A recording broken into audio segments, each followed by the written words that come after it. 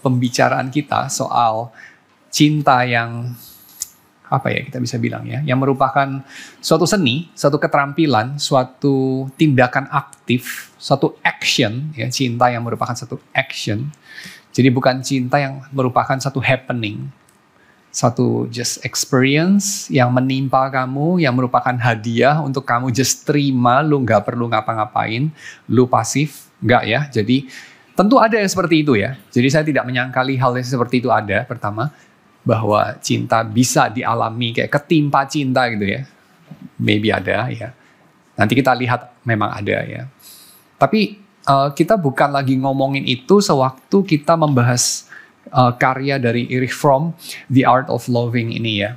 Karena waktu dia bikin karya ini, The Art of Loving, dia itu lagi mau propose satu jenis cinta yang kontra mainstream pada zaman dia ya. Dia seorang pemikir dari mazhab Frankfurt, yang mana itu mazhab Frankfurt itu interdisipliner sifatnya dan coba untuk menganalisa keadaan-keadaan sosial budaya yang mereka anggap bermasalah. Jadi apa sih penyakit dari zaman kita yang mana berbeda dari penyakit pada zaman Elizabethan misalnya, berbeda dengan penyakit dari zaman medieval, berbeda dari penyakit pada zaman, tiap zaman ada penyakitnya. Nah penyakit yang khas zaman kita tuh apa? Nah itulah yang coba dikaji ya sama para pemikir dari mazhab Frankfurt. Dan salah satunya itu adalah Erich Fromm ya, yang kemudian mengatakan dalam hal cinta ada penyakitnya juga. Nah penyakitnya itu adalah yang pertama, poin yang paling gedenya adalah dia mengatakan cinta itu direduksi menjadi semacam hadiah, peristiwa, experience yang hanya dialami mereka yang hoki gitu ya, kayak ketimpa cinta jatuh dari langit, just satu hari bangun dan menemukan cinta gitu ya. Lu perlu ngapain, perlu mempersiapkan apa, disiplin apa, nggak perlu, just be gitu ya. You just be. Lu just hidup aja gitu ya, kira-kira gitulah. Karena kalau lu mati kan nggak bisa ngalamin lah kayak gitu ya. Kayak orang menang lotre itu syaratnya apa ya? Ya menang lotre, beli lotre lah ya syaratnya ya. Tapi enggak lah, maksudnya menang lotre lu syaratnya nggak perlu kayak lu latihan, lu apalah menyangkal diri, lu whatever gitu, effort, nggak perlu effort lah. Ya effortnya paling ya beli lotre, which is lotre tahu ya, loto, undian, nggak tahu lah SDSB, you name it, togel ya, kayak nothing kan, kayak lu belinya nothing gitu, uang berapa sih 10.000 gitu ya mungkin 5.000 gitu, tapi kayak janjinya tuh gede gitu, dapat 50 juta, gitu, 500 juta, nggak tahu lah 5M, whatever, tapi jarang banget dapat. Gitu. Nah kira-kira cinta itu dianggap kayak menang lotre gitu ya, effortnya minim banget. Dapatnya kayak mengubah hidup gitu. Tapi basically lu nggak bisa ngapa-ngapain. Cuman just, oh ya lu menemukan cinta, good for you ya. Jadi kayak lu beruntung gitu aja udah. Ya, tapi Erich Fromm itu coba untuk propose bahwa cinta itu nggak kayak gitu ya. Cinta itu kayak orang jadi kekar gitu ya. Orang tuh nggak lahir kekar gitu ya. Kekar itu ya dari latihan gitu, disiplin ya, disiplin makan, disiplin latihan, disiplin gak makan ya, disiplin whatever gitu, menyangkal diri. Akhirnya lu jadi kekar gitu ya, bodinya terbentuk gitu. Nah kira-kira semacam itu yang dia katakan mengenai cinta sebagai seni ya. Jadi seperti kamu menguasai kalkulus ya, menguasai alat musik piano, menguasai whatever, keterampilan berbisnis dan seterusnya. Ini keterampilan mencintai. Love as an action, dia butuh disiplin, dia butuh satu pelajaran juga ya, bukan cuma disiplin melatih seolah-olah sudah ada tuh ilmu mencintai yang baku yang udah tinggal dibaca dipraktekkan, cuman lu berapa rajin gitu ya, nggak sesimpel itu ya, nggak sesimpel kayak bodybuilding even ya, bodybuilding aja teorinya bisa cukup banyak ya, tapi kan kira-kira ya lu rajin latihan, lu makannya yang bener, jadilah ya kira-kira ya. Cukup simpel lah basically kan, bener kan kira-kira begitu ya. Cuman ya mungkin lebih cepat, lebih lambat dan segala macam. Tapi cinta itu lebih kompleks dari bodybuilding lah. Ya lebih kompleks dari itu. Jadi nggak cuma sekedar rajin, nggak cuma sekedar menyangkal diri, nggak cuma sekedar konsisten, nggak cuma sekedar menempuh jalan yang orang jalan jarang untuk jalani ya, nggak cuma sekedar itu, tapi ada sesuatu yang lain ya, sehingga butuh teori lah, butuh teori yang lebih susah dibangun daripada bodybuilding ya, kira begitu ya, atau yang lain-lain. So cinta ini sebagai seni ya. Lalu kemarin kita udah bahas juga mengenai cinta sebagai seni dalam kaitan dengan laki-laki dan perempuan, dan dalam kaitan dengan problematik masyarakat ya yang coba diobati dengan berbagai solusi ya. Solusinya diantaranya yang secara tradisional itu adalah orgiastic solution ya. Orgiastic itu kayak time to time, peradaban itu nyemplung ke dalam keadaan ekstasis ya, keadaan kesadarannya itu beda banget gitu dengan hari-hari biasa ya. Biasanya diiringi dengan ritual-ritual sihir, minum ayahuasca atau minum ramuan apa ya yang mabok sedikit ya, whatever gitu. Pakai daun coca mungkin, whatever. Amerika Latin ada ramuannya ya, orang-orang Dayak barangkali ada ramuannya, orang-orang Papua ada ramuannya, nggak tahu, saya ada sok tahu di sini ya, tapi kira-kira begitu ya. Orang-orang di berbagai suku lah ada ramuan-ramuannya tertentu untuk mengalterasi kesadaran ya, khususnya ini suku-suku yang nggak sebegitu modern ya, jadi yang agak lebih kuno ya, lebih, saya mau bilang primitif nanti dibilangnya menyinggung, tapi kuno aja ya, kuno ya, lebih kuno, biasanya lebih dekat ke zaman batu kira-kira begitu ya, masih kurang modern. Biasanya tuh lebih apa adanya atau lebih natural lah, kita bisa bilang ya, lebih natural. Jadi ya lebih ada hal itu. Nah ini yang disebut sebagai orgiastic solution ya sama Erich Fromm. Nah orgiastic solution itu ya sifatnya fisik ya, fisik banget dan solutif banget ya, orang bisa merasa interconnected ya, ada brotherhood, benar-benar kayak ada hidup tuh ada maknanya. Mereka jarang yang kayak bingung-bingung ya, bengong-bengong, feeling blue, hidup gue tuh buat apa, agak jarang ya kamu jumpai orang-orang, nggak tahu, orang-orang yang zaman batu gitu ya, yang merasa begitu ya. Orang zaman batu, saya pada satu ketika pernah bikin statement kayak orang zaman batu nggak perlu Prozac kayak kira gitu ya. Ya tentu ini simplistik ya, mungkin juga karena nggak ada psikolog yang studi mengenai orang-orang zaman batu gitu ya.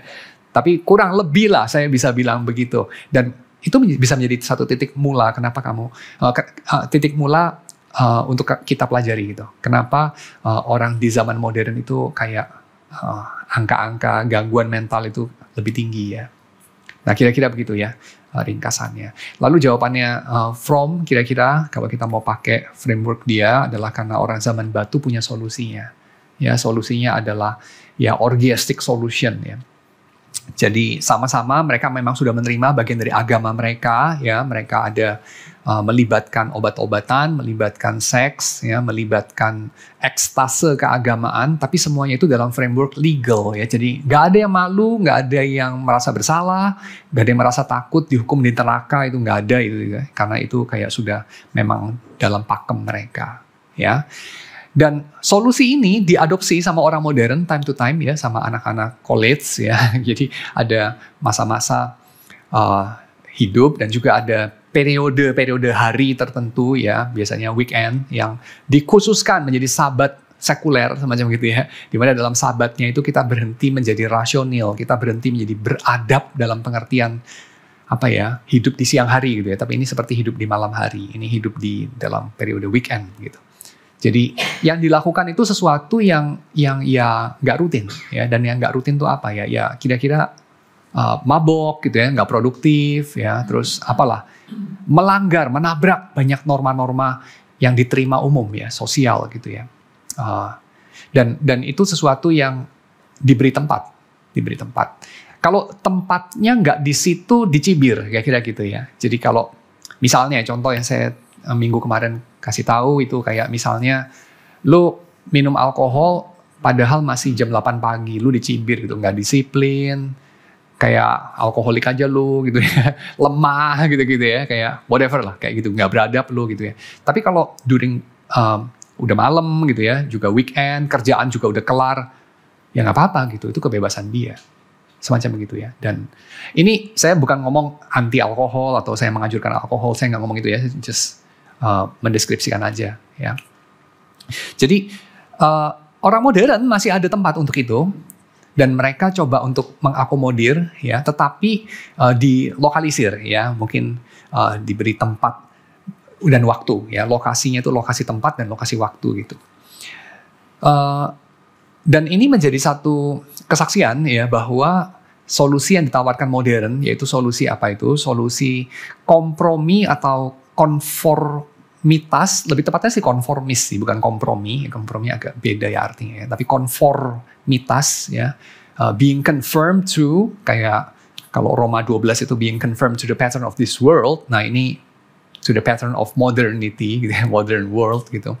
Jadi kamu konform kepada ekspektasi dan tuntutan dan pola dari dunia modern, yaitu apa?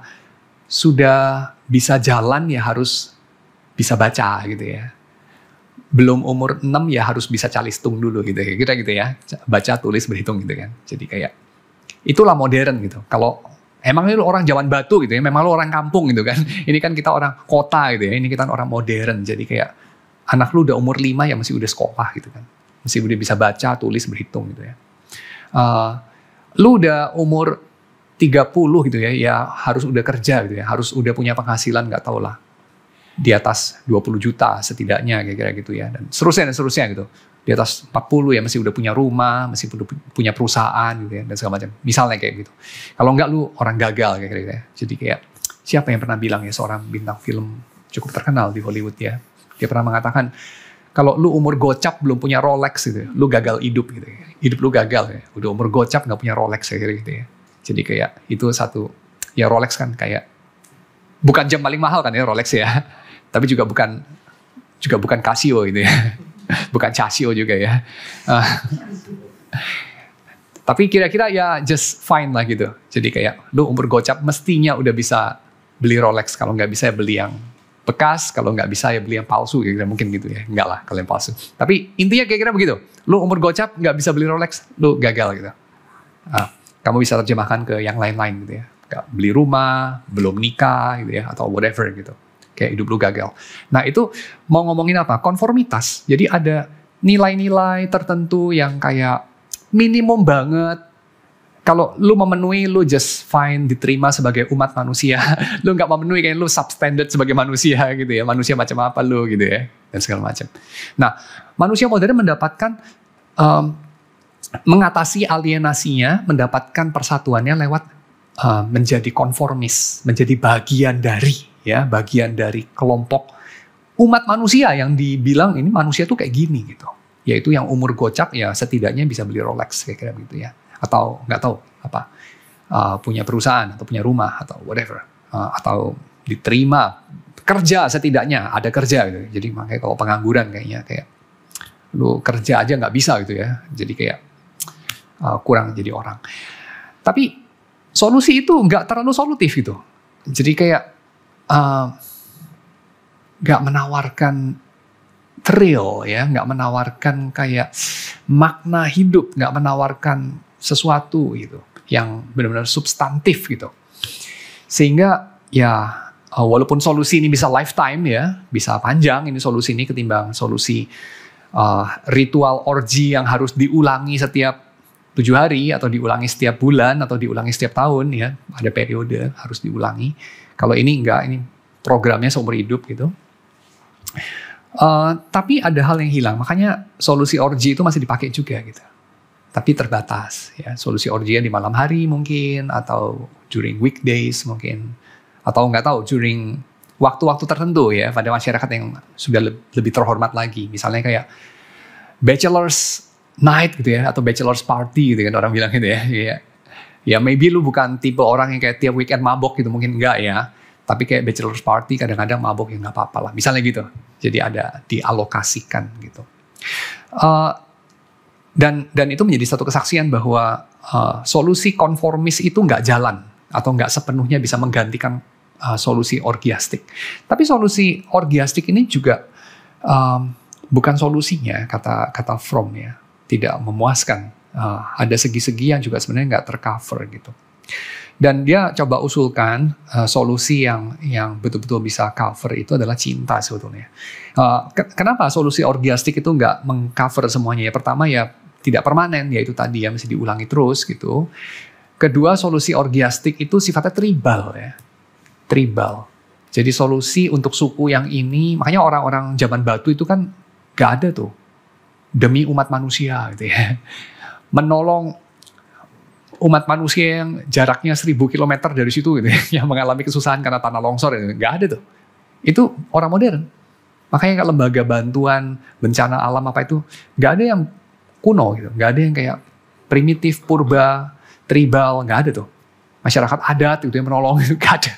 Yang ada itu PBB gitu kan, UNESCO ya, apa WHO, semua itu kan produk Aufklärung ya, produk apa itu Aufklärung? Pencerahan ya, produk modernisme ya. Jadi bukan produk dari peradaban yang udah ribuan tahun, enggak, gitu. Produk modern.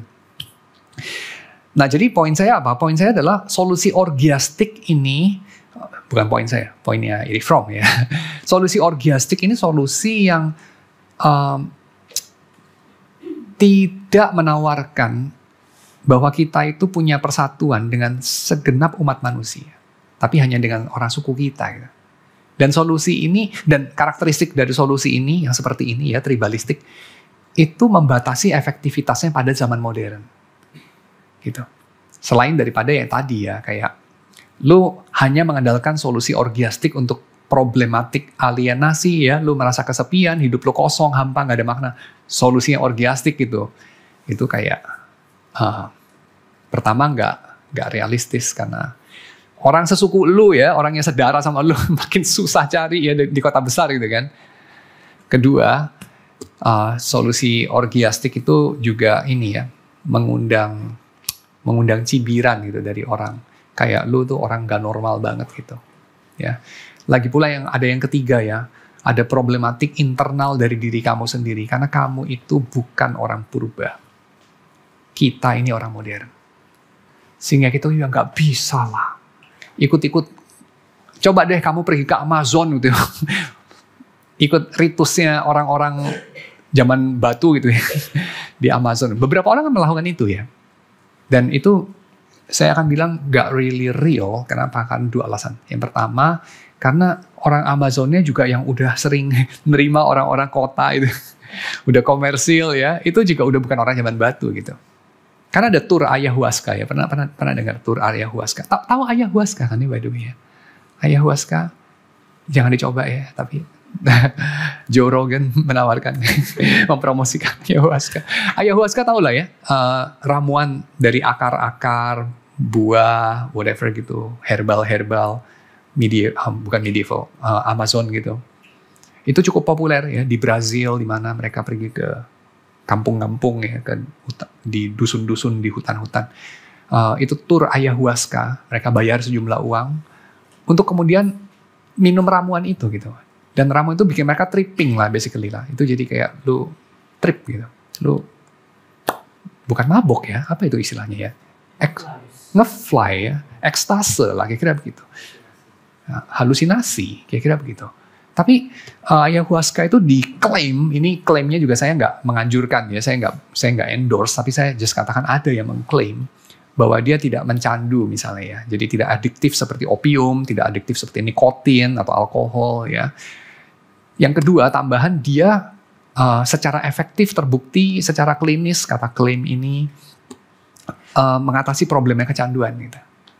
Kecanduan macam-macam gitu. Kecanduan narkotika, kecanduan alkohol, whatever. Perilaku obsesif kompulsif itu bisa ada kasus-kasus yang secara efektif sembuh setelah trip ayahuasca itu, kira-kira begitu ya. Tapi poinnya adalah kamu itu orang modern gitu. Kamu itu orang modern, bukan orang zaman batu yang hidup di zaman batu. Jadi psyche kamu ini, jiwa kamu itu jiwa modern, dan jiwa modern pergi-pergi trip ayahuasca atau bikin itu di kos-kosan ya dengan pakai ke ganja atau ngelem ke ibon, whatever, itu nggak sama gitu, nggak sama. Itu jadinya menimbulkan perasaan bersalah, perasaan malu, perasaan takut. Jadi muncul problem lain gitu. Itu sama kayak pengalaman alkoholik dan pemakai obat-obatan, psikotropika. Pemakai obat-obatan psikotropika of course itu menghadapi problem dari adiksi, ya tentu mengalami problem dari adiksi, ya, dan adiksi itu problem yang berat, ya, problem yang puji Tuhan Indonesia itu tidak menghadapi terlalu banyak atau tidak terlalu banyak mengakui mungkin karena cukai alkohol yang tinggi, ya, jadi itu membantu ya menolong jadi mahal. Tapi itu menjadi problem besar gitu, negara-negara di mana hal itu lebih diberikan ruang, ya. Yaitu kecanduan itu ya memang bikin hidup orang hancur lah, bikin hidup sosialnya hancur, ya. Dan hancurnya itu memang satu sisi itu ada dimensi biologisnya, ya memang ya. Kalau lu otaknya nggak bisa berfungsi karena kayak bangun alkohol, udah mabok, ya nggak berfungsi kan, terus alkohol lagi, ya lu nggak berfungsi simply, keluarga lu berantakan, kerja lu berantakan, atau nggak selalu sih, ada yang bisa manage ya, ada yang bisa manage, jadi kayak dia alkoholik, tapi dia bisa manage kerja gitu, bisa. Tapi ya pertama ya nggak banyak ya, kedua itu juga nggak banyak yang kayak gitu maksudnya ya, bukan nggak ada kan, nggak banyak. Jadi mengatakan bahwa ada itu tidak menyangkali bahwa itu problematik, ya. Dan kedua, bagi kebanyakan orang, ya memang itu problematik. Jadi adiksi itu selalu problematik lah. Adiksi apapun lah, menurut saya ya, bukan cuma substansi ya, tapi adiksi perilaku kompulsif obsesif yang lain lah, gitu kayak adiksi judi online lah, pornografi lah, whatever ya, medsos. Itu selalu problematik lah akhirnya ya. Jadi ini memang semacam ditawarkan, dikemas, dan maybe bisa efektif dalam thin slice dari hidup kita untuk menjadi solusi dari kekosongan hidup, ya, kehampaan, perasaan kepengen ada koneksi atau ada makna hidup. Tapi menimbulkan problem yang lain karena simply kita orang modern, kayak gitu. Ya, selain daripada memang ya waktunya habis dan segala macam, resourcesnya habis, ya terjerat hutang dan segala macam. Selain itu, tapi karena kita orang modern, jadi problem ya. Orang-orang tribalistik zaman dulu mengalaminya secara kolektif, jadi ada dimensi sosialnya. Orang sekarang kan mengkonsumsinya sendirian mainly ya. Oh enggak kok Pak, rame-rame kita ngetrip rame-rame di kos-kosan. Iya, tapi tripnya kan masing-masing.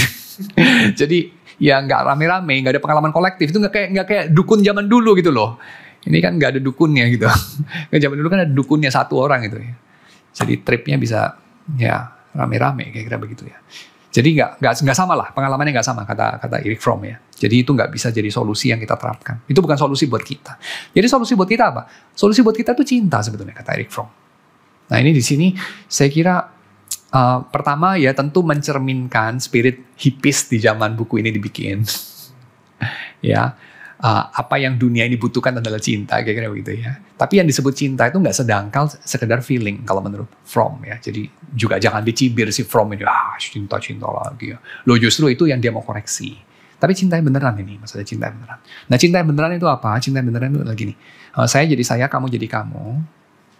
Ya. Kalau ada bagian dari diri kamu yang saya benci, saya bilang saya benci itu. Ya. Demikian sebaliknya.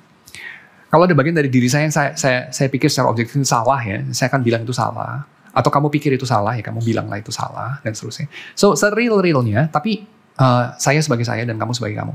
Dan kita saling menerima dan kita saling mengharapkan yang baik terjadi. Mengusahakan yang baik terjadi. Saling memberi ruang kepada keberadaan satu sama lain sebagai keberadaan otentik yang berbeda.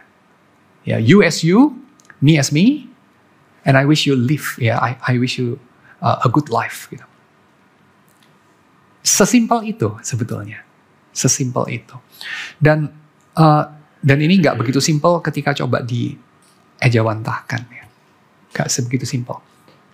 Karena kita menghadapi apa? Kita menghadapi trauma-trauma, ya kira-kira ya. Trauma-traumanya muncul dari ini yang kemudian dia mulai telusuri ya. Pertama itu dia telusuri relasi cewek sama cowok gitu ya, terus kemudian dia telusuri nanti relasi orang tua ya, dan seterusnya orang tua sama anak maksudnya. Dan menarik, hari ini saya akan coba bandingkan dengan perspektif Alkitab. Kemarin saya udah ajak kalian baca itu kan Kejadian pasal 1, Kejadian pasal 2 ya. Hari ini kita coba lihat Perjanjian Baru, Efesus pasal yang ke-6 ayat yang pertama, kita baca sampai ayat yang ke-9.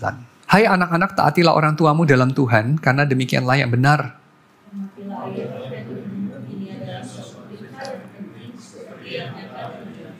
supaya kamu berbahagia dan panjang umurmu di bumi.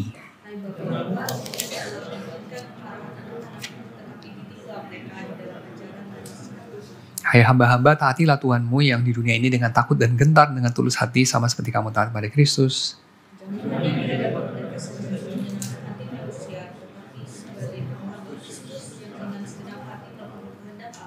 Dan dengan rela menjalankan pelayanan seperti orang-orang yang melayani Tuhan dan bukan manusia.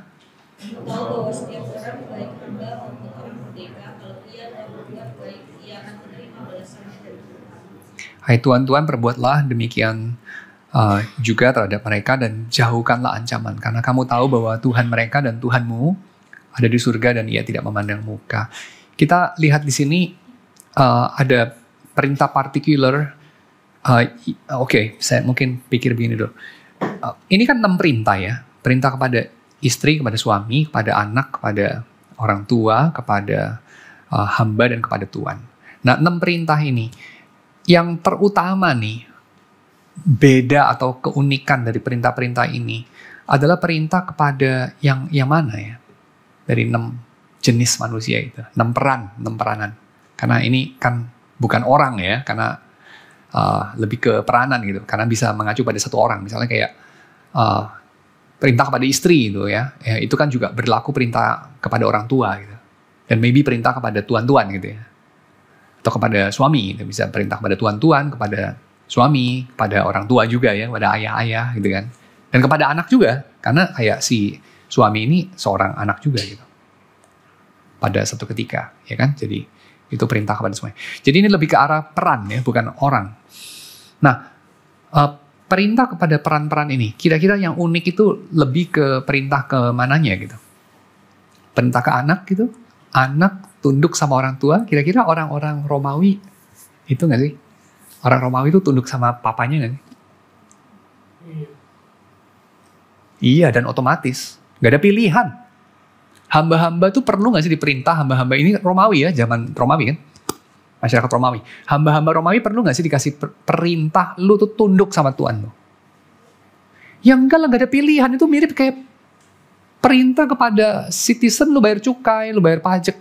Ya gak bisa dihindari, kayak kematian itu pajak itu. Kayak cukai itu kayak kematian gitu kan. Maksudnya kayak mana bisa lu hindar gitu. Satu hari lu bayar lah pasti. Kan gitu aja. Ya jadi ketaatan kepada Tuhan, ketundukan kepada suami, ketaatan kepada orang tua atau kehormatan pada orang tua. Ya pastilah gak ada pilihan. Lu kan anak, ya bergantung sama orang tua lu. Lu kurang aja sama orang tua, ya dikutuk seluruh dunia, duit macet, hidup jadi neraka. Kan gitu aja. Emang ada pilihan? Kan nggak ada. Tapi, bisa nggak orang tua, tuan-tuan, suami-suami, itu menjalani suatu cara atau modus yang nggak biasanya melalui apa yang Paulus perintahkan ini? Bisa nggak? Bisa banget loh. Ya, jadi misalnya, kalau kita perhatikan di sini, perintah kepada ayah itu rada partikular, dikatakan jangan bangkitkan kemarahan anak-anakmu. Kalau didiklah mereka dalam Tuhan, itu sih tradisional. Memang orang tua Ibrani kan disuruh mendidik anaknya dalam perjanjian dengan Tuhan. Tapi kenapa jangan bangkitkan amarah? Dan rada partikular sebutnya ayah-ayah gitu. Kenapa nggak ibu-ibu? Hai ibu-ibu, janganlah bangkitkan amarah dalam hati anakmu. Ibu-ibu juga bisa bikin anaknya marah kan ya. Biasanya anak perempuan gitu ya. Bapak-bapak, ya kalau mau mendidik biasanya terus jadi bikin anaknya marah. Kalau mau menyenangkan anak mungkin enggak ya. Kalau just nggak peduli mungkin enggak juga ya. Mungkin juga bikin marah juga sih karena nggak peduli ya. Apalagi kalau udah nggak peduli untuk ngasih duit juga gitu ya. Bikin anaknya marah kadang-kadang. Tapi biasanya usaha mendidik memang ada kaitan sama membangkitkan amarah. Kita juga jumpai ini dalam versi surat Kolose ya. Versi surat Paulus yang ke orang Kolose itu juga disebutnya tuh sama tuh. Istri itu tunduk, suami mengasihi, anak-anak taat, bapak-bapak jangan menyakiti, supaya jangan tawar hati. Ya, hamba-hamba juga taat dan melayani dengan tulus, ya, seperti untuk Tuhan, dan tuan-tuan mesti menyadari bahwa mereka juga punya tuan gitu. Jadi bukan cuman lu tuh tuan atas hamba lu, tapi lu tuh hamba di bawah tuan yang lain gitu. Ya, dan dari kedua versi surat Paulus ini kita bisa melihat perintah untuk mendidik itu dikaitkan dengan sesuatu untuk diwaspadai, yaitu jangan sampai kamu pada saat yang sama ingin mendidik, tapi pada saat yang sama itu membangkitkan amarah, karena itu bisa bikin tawar hati. Pertanyaannya, kenapa ya Paulus perlu memperingatkan ini? Dikaitkan dengan yang tadi ya, bahwa perintah ini keunikannya lebih ke arah bukan, hey yang di bawah lu tahu diri, tapi lebih ke sini, hey yang di atas. Yang di atas di sini maksudnya itu suami-suami, tuan-tuan, orang tua. Hai yang di atas, perhatikanlah bahwa kerajaan Allah sudah datang. Cara-cara dunia ini sedang diganti. Perhatikanlah bahwa Tuhan kita itu seperti apa. Nah itu. Nah kenapa ya? Kenapa Paulus memperingatkannya begitu gitu? Nah itu pertanyaannya. Yang kemudian saya coba kaitkan itu dengan apa yang dipropose sama Erich Fromm, bahwa cinta antara orang tua dan anak itu cinta yang bisa kalau kita melakukannya secara proper itu menyembuhkan. Juga sama seperti cinta antara laki-laki dan perempuan kepada laki-laki. Kalau kita melakukannya secara proper, itu kita bisa mengalami healing, kita bisa mengalami kesembuhan. Dan seringkali ketika kita melakukannya secara tidak proper, ya, dan we cannot help it, karena seringkali orang melakukan sesuatu dengan tidak proper, itu tahu bahwa itu tidak proper. Agak jarang ya orang melakukan sesuatu tidak proper itu dia tidak tahu sebetulnya dalam dasar hatinya bahwa itu tidak betul ya. Agak jarang itu. Walaupun saya tidak bilang bahwa jarang juga bahwa orang itu self-defense ya. Saya kira kalau orang itu di-confront biasanya dia self-defense. Tapi kalau malam-malam dia lagi nggak bisa tidur, dia ngaku di hadapan dirinya sendiri. Saya menjumpai seringkali orang itu tahu kok. Orang itu tahu bahwa yang dia kerjakan itu tidak proper. Tapi persoalannya bukan dia tidak tahu. Persoalannya dia tidak bisa tidak. Ya, persoalannya dia tidak bisa tidak. Dia itu tidak berdaya. Dan disitulah justru sebetulnya kita mengatakan Injil itu kabar baik ya, bukan cuma sekedar nasihat baik, bukan cuma sekedar kayak lu lakukannya caranya begini loh yang benar gitu. Tapi adalah bahwa mulai sekarang lu tuh ditolong sama Tuhan. Lu tuh tadinya nggak mampu, sekarang itu dibikin jadi mampu. Kira-kira begitu. Jadi in that sense ya, Injil itu suatu kabar. Bukan sebagai suatu anjuran atau cara atau satu nasihat gitu. Atau whatever. Tapi kabar. Suatu berita. Ya. Nah, sekarang saya mau ngomong, mau menyentuh perkara ini ya, perkara cinta kepada orang tua dan anak itu. Nah ini kan ada bagian diagnosa, ada bagian juga ininya ya, usulan dia. Bagian usulan dia humanistik ya, of course. Jadi kayak lakukan sekuatnya gitu ya. Yang mana kita sebagai orang Kristen itu punya berita yang lebih baik lah kira-kira ya, karena Yesus sudah melakukannya. Tapi bagian diagnosanya saya kira sangat berharga ya. Nah, pada bagian diagnosanya, dia mengatakan apa? Dia mengatakan bahwa seorang bayi ketika dia bertumbuh, segala-galanya buat dia itu adalah ibunya ya. Dan ini yang disebut sebagai cinta narsistik. Jadi kenapa seorang bayi mencintai ibunya? Seorang bayi mencintai ibunya karena ibunya adalah kehidupan bagi dia. Jadi bukan ibunya itu bisa memberi hidup, tapi ibunya itu adalah kehidupan itu sendiri.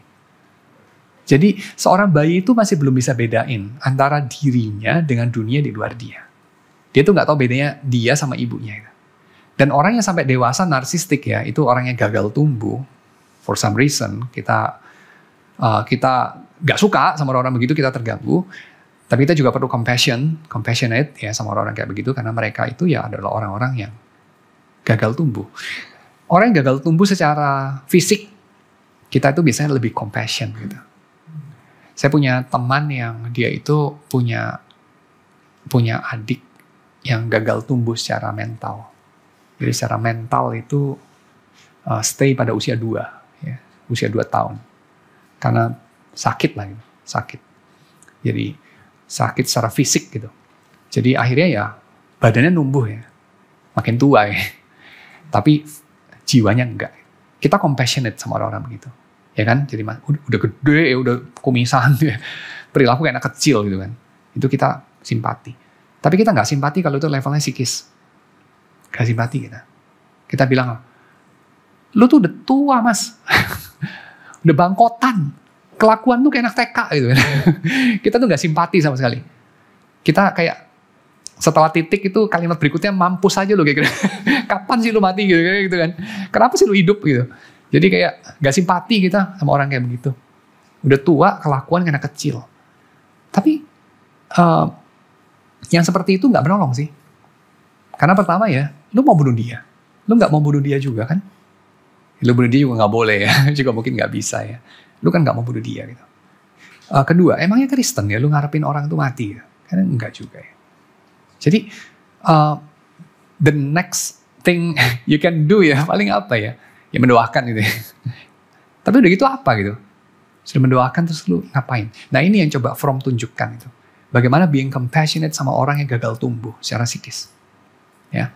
Dan orang itu gagal tumbuh perlu dimengerti kenapa ya. Salah satunya adalah dia stay pada kondisi seperti bayi. Bayi itu menganggap ibunya adalah dirinya.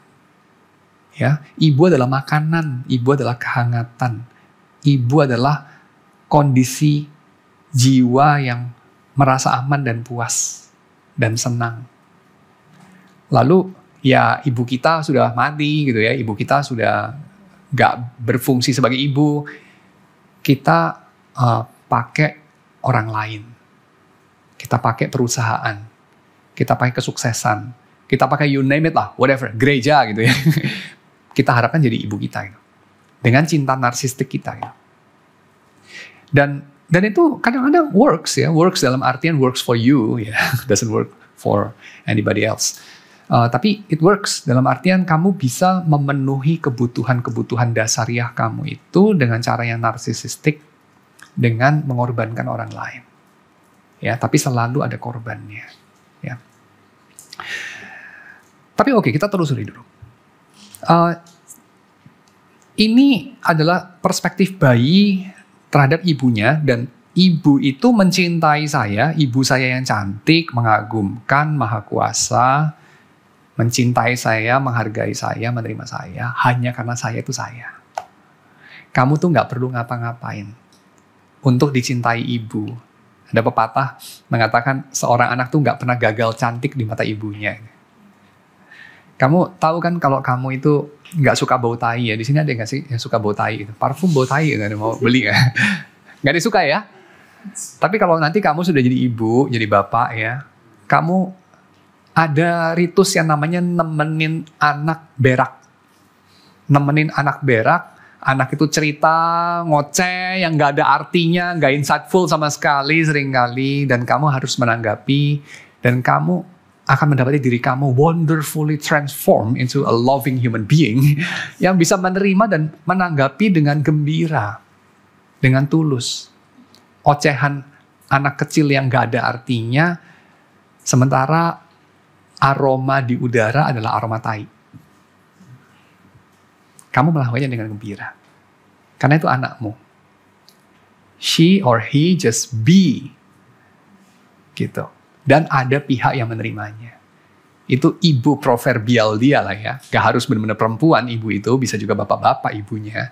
Tapi dengan kasih ibu, dia dikasihi.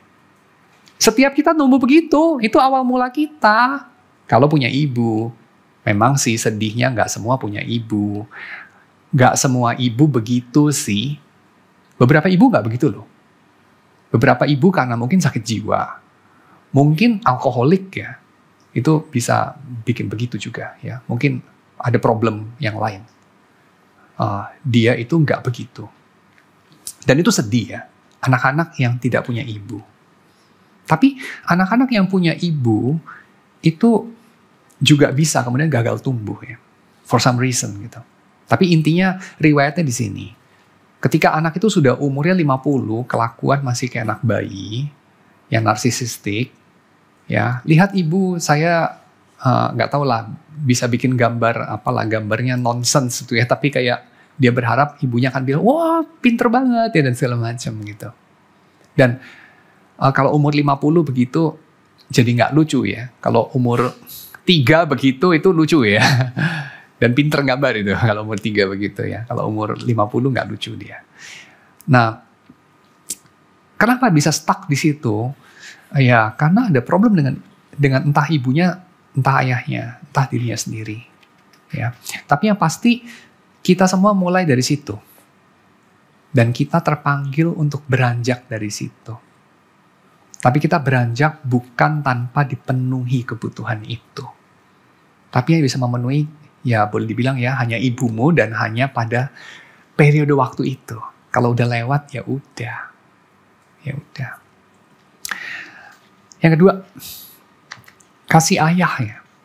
Jadi papa itu juga mengasihi. Papa mengasihi dengan kasih yang lain. Kasih ayah itu kasih yang menuntut. Menuntut kamu mencapai standar tertentu. Ibu itu mencintai kamu apa adanya. Ayah mengasihi kamu karena. Ya, jadi biasanya begini ya, merosotnya itu papa-papa itu udah nggak invest. Waktu anaknya itu sukses, dia ngaku-ngaku udah pernah punya saham kayak kira gitu. Padahal dulu kecil juga nggak diperhatiin, nggak pernah bapaknya berkorban ya. Bapaknya hidup seolah-olah dia masih bujangan gitu ya. Nggak bertanggung jawab. Tapi begitu anaknya udah gede, udah berprestasi, menang Nobel, wah anak gue ya. Gitu kan, menang Nobel soalnya. Coba kalau jadi jangkis. Gak tahu tuh anak siapa ya. Jadi itulah bapak-bapak punya dosa ya, seringkali begitu ya. Maunya ngaku-ngaku gitu. Dan kasih ayah itu kasih yang menuntut. Tapi karena dunia ini dunia yang menuntut, maka kasih ayah itu memang penting. Kasih ibu saja nggak bikin orang itu dewasa. Kasih ibu itu bikin orang punya dasar untuk dewasa. Tapi kalau nggak ada ayah, dan anak itu tidak beralih dari kasih ibu kepada mengasihi ayahnya, anak itu gagal keluar rumah. Tapi nanti kita lihat ya, Abraham itu dipanggil untuk keluar dari rumah ayahnya. Even dia harus melampaui itu. Rumah ayahmu. Dan ayahmu itu apa? Ayahmu itu dunia yang meminta kamu konform sama itu. Dan kamu dipanggil keluar dari rumah bapakmu itu. Bapakmu yang adalah dunia ini. Yang menuntut kamu harus mencapai so-and-so. Tapi seringkali itu kita relapse back kepada ya kembali ke ketiak mama kira-kira gitu ya. Kembali ke ketiak ibu. Proverbial mother sih, bukan ibumu. Yang darah dan daging ya, karena tidak semua ibu itu ya memenuhi archetype ibu. Tapi ayah ya, kira-kira begitu ya. Sehingga memang ayah itu punya satu risiko. Saya kira ini Paulus quite sensitif sama itu ya. Untuk menyakiti hati anaknya, kira-kira begitu ya. Dan panggilan untuk menjadi dewasa. Nah ini solusi yang ditawarkan sama Fromm ya. Adalah dengan mengintegrasikan kedua cinta ini ya. Jadi dengan mengintegrasikan penerimaan ibu dan tuntutan ayah untuk menjadi dewasa ya. Itu diintegrasikan. Karena tentu saja pilihan-pilihan kita entah untuk bertanggung jawab atau untuk hidup seenaknya dan tidak bertanggung jawab itu ada konsekuensi. Dan seorang ibu selalu bisa menerimanya. Tapi seorang ayah melatih kita untuk memastikan kita untuk untuk merasakan konsekuensinya. Ya, merasakan konsekuensinya. Kalau ibu itu kayak melindungi kita dari konsekuensi itu. Tapi yang kita perlukan untuk kita bertumbuh adalah ya dalam tanda kutip ketegaan seorang ayah itu ya. Tapi ayah itu bisa menjelma jadi kejam ya. Dan Fromm kemudian mengatakan apa jadinya ya jika dia seorang anak itu melekat pada ayah yang kejam ya. Dan seorang anak yang gagal untuk melekat pada ayah yang sehat dan terus-menerus nempel sama ibu yang menerima terus ya. Nah, penyakitnya adalah ibu yang menerima terus itu seringkali juga kemudian mengendalikan ya, bukan tidak mengendalikan, dia itu mengendalikan dengan cintanya. Dengan cinta dia menenggelamkan kamu sehingga kamu gagal tumbuh. Makanya anak mama itu ya, itu gadis-gadis, bukalah telingamu. Jangan nikah sama anak mama. Karena dia selalu jadi anak mamanya. Gak akan pernah jadi suamimu. Kamu itu butuh suami, bukan butuh anak bayi. Ya nanti kalau kamu nikah sama anak mama, kamu jadi mama dari anak yang bukan anakmu. Dan kamu selalu di-compare sama mamanya gitu ya, yang sudah meninggal mungkin, sehingga jadi dewi dari negeri kayangan yang sempurna ya. Kamu nggak bisa compete sama itu. Ya jadi ya kira-kira begitu ya. Carilah laki-laki dewasa. Tapi laki-laki dewasa itu bisa juga laki-laki yang menempel atau punya isu dengan dia punya daddy yang kejam ya. Jadi his cruel daddy yang tega ya, yang tega untuk membuang anaknya karena nggak memenuhi syarat itu. Bapak-bapak Romawi itu ya.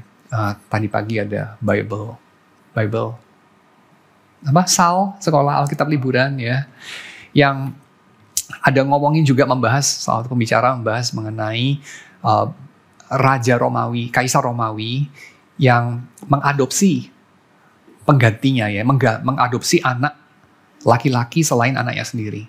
Dan ini memang budaya Romawi. Budaya Romawi itu mengadopsi anak laki-laki karena anak natural itu seringkali atau kadang-kadang itu nggak bisa memenuhi kriteria untuk jadi penerus tahta ya. Jadi seorang kaisar itu sangat sering itu mengadopsi anak laki-laki. Dan anak adopsi itu dilindungi sama hukum Romawi, tidak bisa di-disown. Anak sendiri secara biologis bisa di-disown.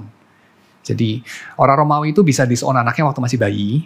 Kalau kamu di-disown waktu masih bayi, nasib kamu itu jelek banget ya. Biasanya kamu di-disown itu maksudnya kayak gak dianggap anak gitu ya. Jadi sebagai bayi, kamu itu nggak bisa berasumsi bahwa kamu berhak untuk berlindung di bawah atap dari bapakmu gitu. Gak. Karena bapakmu akan lihat kamu gitu dari bayi. Kalau kamu misalnya tangannya cuma satu gitu ya, kakinya nggak ada atau apalah, dia lihat kayaknya, "Loh kok hitam ya? Gue kan putih, kok hitam? Bukan anak gue." Lo di-disown gitu langsung gitu ya. Padahal mungkin hitamnya karena nenekmu hitam ya, bisa aja ya. Jadi pokoknya kayak dicuriga terus di-disown sama bapakmu. Nah itu kalau kamu di-disown dari bayi, nggak punya perlindungan hukum. Jadi kamu bisa dijual jadi budak ya, atau just dibiarkan mati atau apapun gitu. Nasibnya buruk sekali. Tapi waktu kamu dewasa pun bisa di-disown. Jadi anak Romawi itu bisa di-disown sama bapaknya waktu sudah dewasa. Tapi anak adopsi nggak bisa. Ya, anak adopsi itu tidak bisa di-disown sama bapaknya. Kenapa? Karena kontrak nggak bisa dibatalin. Karena adopsi itu kan tindakan hukum itu. Kamu adopt orang jadi anakmu. Terus sekarang kamu kontradik itu. Lu kontradik diri sendiri, nggak bisa gitu. Jadi kira-kira begitu. Dan kedua, bayi kamu yang nanti kemudian tumbuh dewasa, itu kan kamu nggak pilih gitu. Jadi kayak itu alam yang pilih buat kamu gitu. Jadi kamu bisa nggak setuju. Tapi kalau seorang anak adopsi, itu kan kamu yang pilih gitu. Jadi kamu yang pilih, kamu ya harus ikuti konsekuensinya. Ya, jadi poinnya adalah seorang anak itu bisa di-disown sama bapaknya ya. Dan anak Romawi itu menghadapi risiko itu ya. Dan seorang ayah yang kejam itu dia itu ya akan menghasilkan anak yang punya profil psikologis tertentu. Sama negatifnya, tapi beda jenis negatif dengan anak dari seorang ibu yang mencaplok ya. Ibu itu bisa mencaplok dengan cara menenggelamkan anak itu dalam apa ya? Dalam dia punya embrace ya, sehingga anak itu ya tenggelam dalam rawa-rawa. Jadi anak mami selamanya gitu. Ya. Atau seorang anak yang was-was selalu di bawah penghakiman mata yang penuh penghakiman dari ayahnya gitu, yang tidak pernah puas gitu. Jadi kayak ini proverbialnya kayak udah apa loh, terima hadiah Nobel atau apa dengan bangga ngomong ke bapaknya, terus bapaknya bilang kayak cih apaan tuh gitu ya dan segala macam. Kira-kira begitu ya. Seperti mungkin yang saya ingat contohnya itu ada seorang penulis buku-buku self-help yang cukup terkenal ya. Dia itu bukan lulusan DO kayaknya, itu dari jurusan filsafat dia ya. Dia itu adalah anak dari seorang businessman yang cukup sukses di Swiss ya. Jadi bapaknya itu orang kaya lah gitu ya. Lalu dia itu memilih jadi penulis dan nggak selesain kuliahnya lagi ya. Lalu dia cukup sukses. Buku yang dia tulis itu terjual 2 juta eksemplar ya. Kalau buku terjual 2 juta eksemplar kayaknya lu penulis cukup sukses lah ya. Buku saya di Momentum kayaknya terjual nggak sampai 2.000 gitu ya. Jauh lah dari 2 juta. Buku dia terjual 2 juta eksemplar gitu. Lalu tahu nggak bapaknya bilang apa kepada dia gitu? Lu ngapain hidup kayak gitu gitu? Lu punyalah rencana hidup yang lebih visible gitu. Kayak masa hidup lu cuma mau jadi penulis gitu. Padahal dia penulis sukses loh. 2 juta eksemplar gitu. Jadi kayak bapaknya bilang cari kerja yang bener dikit gitu. Kira-kira gitu ya, di disown. Dia tuh udah sukses ya, tapi di disown gitu sama bapaknya. Kayak nggak dianggap gitu. Nah, itu akan menghasilkan sejenis kondisi psikologis tertentu ya, yang tidak kalah buruk daripada tenggelam dalam cinta ibu. Yang memang sih menerima, tapi tak mau melepaskan. Ya, ibu itu seringkali begitu ya. Selalu memberi tak harap kembali, tapi ingin selalu kamu itu dimiliki sama dia. Kalau ayah kebalikannya ya. Menolak, hanya mau kalau kamu jadi yang memenuhi syarat dia, yang cukup baik, dan kamu tidak pernah cukup baik. Gitu. Dan panggilan kita sebagai orang Kristen apa? Double saya kira ya. Sebagai orang tua, sebagai ayah, jangan jadi ayah yang kejam, tapi jadi ayah yang edukatif gitu. Sebagai ibu, jangan jadi ibu yang menelan, ya, mencaplok anaknya, devouring her own children gitu. Tapi jadilah seorang ibu yang melepaskan anaknya. Mungkin proverbialnya ya, ini saya nggak tentu saudara tidak alergi ya, saudara mungkin alergi dengan imagery ini. Saya coba evoking imagery dari karyanya Michelangelo, Pieta. Pieta ada yang pernah tahu ya, bisa googling Pieta.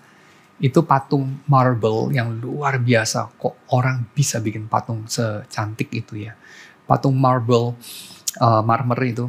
Maria memangku Yesus yang mati. Jadi Yesus terkulai di sana, mati, dan Maria memangku Yesus. Salah satu tafsiran dari karya itu adalah, ini adalah embody atau coba untuk ekspres salah satu jenis cinta ibu yang paling sempurna. Yaitu apa? Ibu yang paling sempurna itu bukan mencintai anaknya sampai jenggotnya putih masih dipeluk-peluk ya, dikurung itu anak, jangan pergi dari rumah gitu ya. Tetap jadi anak mama gitu. Bukan. Cinta ibu yang paling mulia itu adalah dia memberikan anaknya yang dia kasihi untuk kebaikan dunia ini. Itu cinta ibu yang paling mulia, dalam bentuk yang paling mulia. Ya. Jadi beda ya, walaupun ada miripnya dengan cinta ibu yang sebaliknya ya, yang benar-benar tidak mencintai anaknya, yaitu apa? Ya, ibu yang anaknya lahir dikasih ke panti asuhan, kan ada ibu yang begitu ya. Jadi dia nggak mau punya anak, gue mau child free, kecelakaan ya punya anak, ya udahlah, daripada melanggar hukum ya udah dilahirin aja, udah itu kasih orang gitu. Itu ya tidak mencintai anak gitu. Nah, terus ada yang kedua gitu, saking cintanya gitu ya, dalam tanda kutip cinta, tapi itu bukan cinta sih, dia posesif sama anaknya, ya. Tapi ibu yang baik itu memberikan anaknya bagi dunia ini, bagi dunia yang menolak anaknya loh, bagi dunia yang dicintai anaknya tapi. Nah itu cinta ibu yang paling tinggi ya. Dan cinta ayah yang paling tinggi saya kira juga serupa ya, karena Yohanes mengatakan Allah Bapa itu begitu mengasihi dunia ini yang menolak Bapa, yang menolak Yesus. Sehingga dia memberikan anaknya yang tunggal itu untuk dunia ini, supaya dunia ini tidak perlu mati gitu. Ya, jadi kasih seorang ayah yang seperti itu. Dan ayah itu ya tentu jangan kayak bapaknya Yakub ya, yang pilih kasih, menerima Esau karena mirip dia, bisa kasih makanan, dan menolak Yakub, lalu kemudian memberkati Yakub karena ketipu gitu, segala macam. Jadi jangan sampai seperti itu. So, dan sebagai anak, bagaimana? Panggilan kita sebagai orang Kristen, saya kira sebagai anak ya, adalah kita tuh terpanggil untuk tidak terjebak pada cinta yang narsistik, cinta yang aman, cinta ibu gitu ya. Selalu cari ibumu ya, mungkin bukan cari ibumu real, tapi cari orang-orang yang menerima kamu. Ada orang-orang begitu kan. Dia selalu mencari orang-orang yang aman. Ini bukan hanya orang-orang lemah ya, kayak orang-orang beta yang kayak cowok-cowok loyo yang gak ada tulang punggung, yang kayak gak mantap ya. Bukan loh, ini juga bisa cowok-cowok dominan ini yang seperti itu ya. Tapi selalu itu mencari follower saja ya, follower, yes man, cari orang-orang yang aman, yang tidak akan mengancam dia punya dominasi atau dia punya harga diri atau whatever gitu. Selalu mengumpulkan bukti-bukti bahwa dia itu cukup berharga untuk hidup. Selalu mengumpulkan bukti-bukti bahwa dia itu sukses, hebat, kontributif, diterima, gak ada yang salah dengan dia. Dia hanya mau mendengar orang-orang yang mengafirmasi dirinya. Nah ini ya sama ya, dia itu tidak bertumbuh keluar dari ketiak mama gitu. Cuma mama sudah mati, dia cari follower gitu ya, dia cari orang-orang lain, yes man gitu. Atau yang kedua, gak bisa move on dari penolakan dari ayah ya, gak bisa move on gitu. Jadi selalu berusaha untuk membuktikan. Jadi kemana-mana itu selalu berusaha membuktikan saya itu berharga untuk hidup, berharga untuk hari ini makan ya, berharga untuk saya itu ada. Nih prestasi saya, nih saya kan bener. Seolah-olah seluruh dunia itu bapaknya yang menolak itu. Loh enggak lah. Mungkin bapakmu sudah lama mati. Ya, mungkin bapakmu gak peduli sama kamu juga anyway. Walaupun kamu sukses juga dia gak peduli kok. Jadi ya bodoh ya, ngapain kamu hidup bagi penerimaan manusia ya. Ini bukan berarti gak perlu hidup mengasihi orang ya yang menolak, bukan. Tapi kalau kamu ingin diterima ya sama dia, saya kira itu bodoh sih. Ya, diterima oleh ayah yang anyway akan selalu menolak. Defaultnya menolak kok.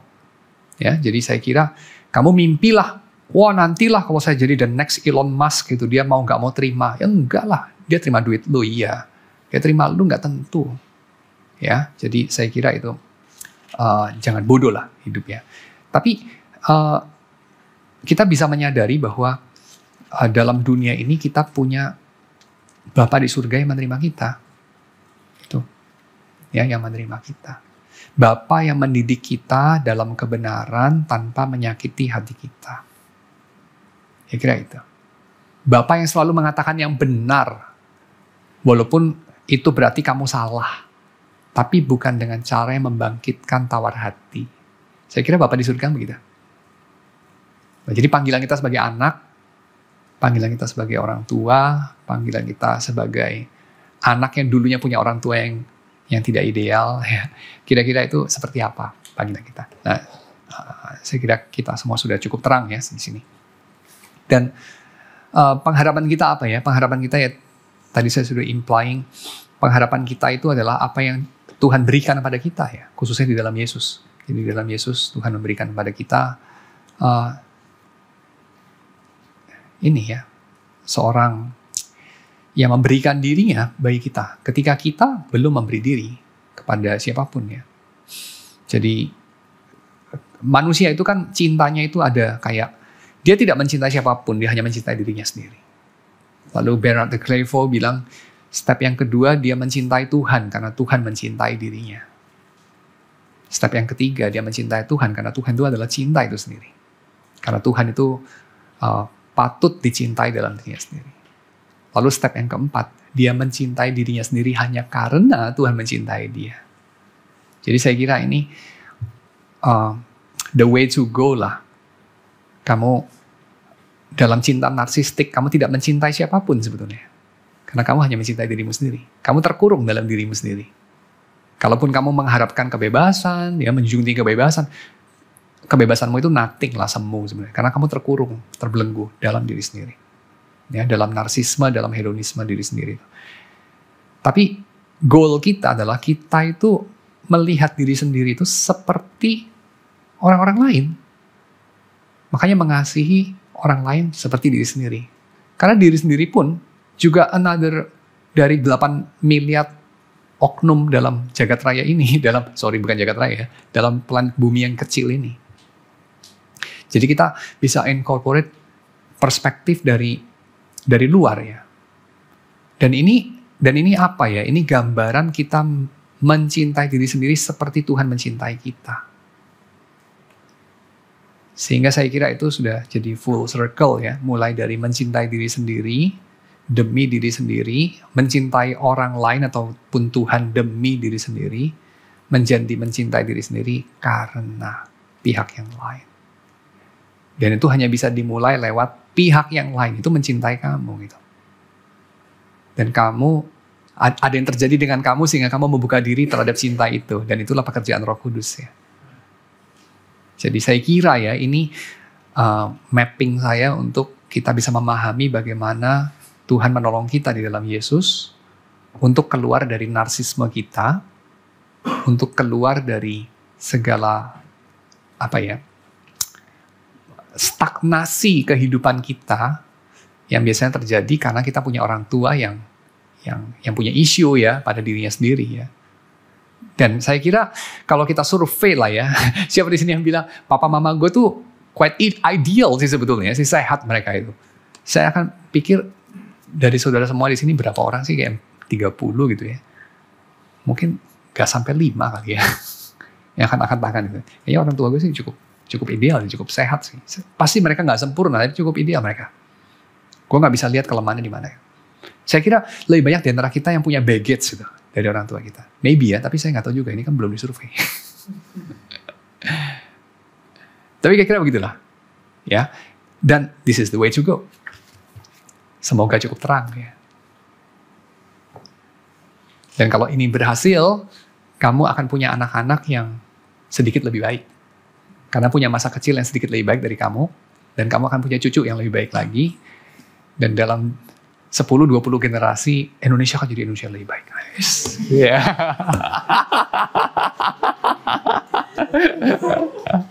Makasih Pak Yadi, sangat menarik sekali topik ini, terutama yang tentang anak mami.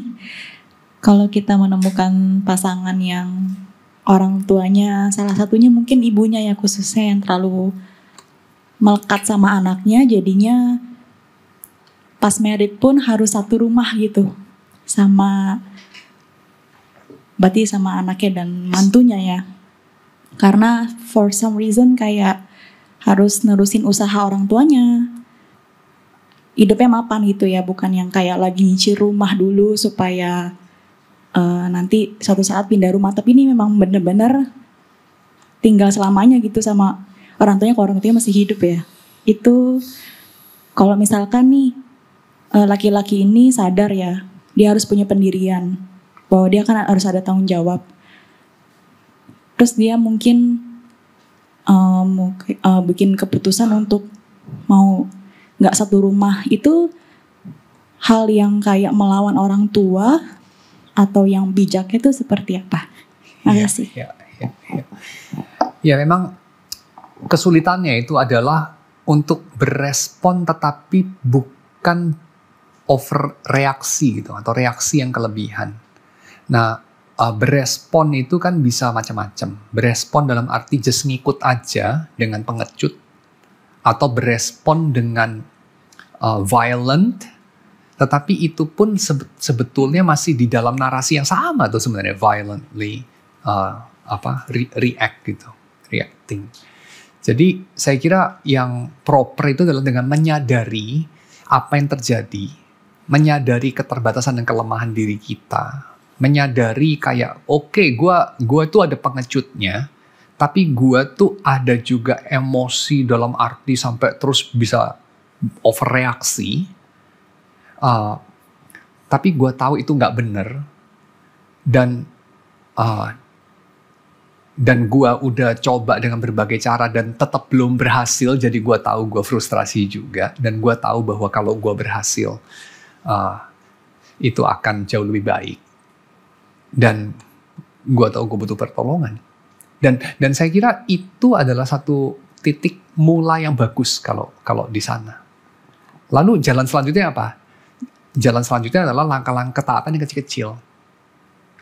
Langkah-langkah ketaatan yang kecil-kecil. Misalnya dengan tegas mengafirmasi perpisahan misalnya. Abraham tuh keluar dari rumah ayahnya kan. Keluar dari negerinya. Keluar dari sanak familinya. Itu Abraham. Tapi apakah dia memutuskan sama sekali ya hubungan itu ya? Kan tidak ya. Misalnya ketika Ishak perlu istri itu kan dia cari dari lingkungan keluarga dia. Sampai Eliezer itu mesti balik pulang kampung ya dan segala macam itu kan. Jadi saya kira itu salah satu paradigmanya lah. Jadi bukan sama sekali kayak dengan violent kayak terus jadi musuhan dan segala macam. Tapi di sisi yang lain juga bukan kayak go with the flow yang memang itu cara paling gampang, minimal atas nama cinta barangkali maybe atas nama orang Kristen semacam. Tapi dengan tegas mengafirmasi apa yang benar untuk dilakukan, tetapi melakukannya dengan bukan dengan kebencian gitu. Dan melakukannya bukan dengan kayak ya sampai membangkitkan sakit hati atau amarah. Tapi tentu saja ya yang namanya ketidaksetujuan itu pasti akan muncul. Jadi itu jangan dianggap sebagai tanda bahwa kita salah berstrategi atau sudah melakukan hal yang salah gitu. Jadi ya misalnya apa ya, marah atau apa gitu. Mungkin malah ngomong hal yang tidak bagus gitu ya. Kita bisa expect orang itu kalau diinvalidasi ya pasti cenderung negatif. Itu kita bisa expect. Tapi ya nggak apa-apa kan, marah ya nggak apa-apa. Ya cuma marah aja. Pak Edi, tadi saya baru dengar tentang ide pertumbuhan psyche. Ya pertumbuhan fisik ya kita semua tahu. Yes. Tapi pertumbuhan psyche ya saya baru dengar. Dan kalau tadi ngomongin narsisistik gitu kan, kalau di dalam kacamata Kristen tradisional, oh ya kenapa kayak gitu? Ya karena dosa gitu kan. Ya, which is true. Iya. Yes.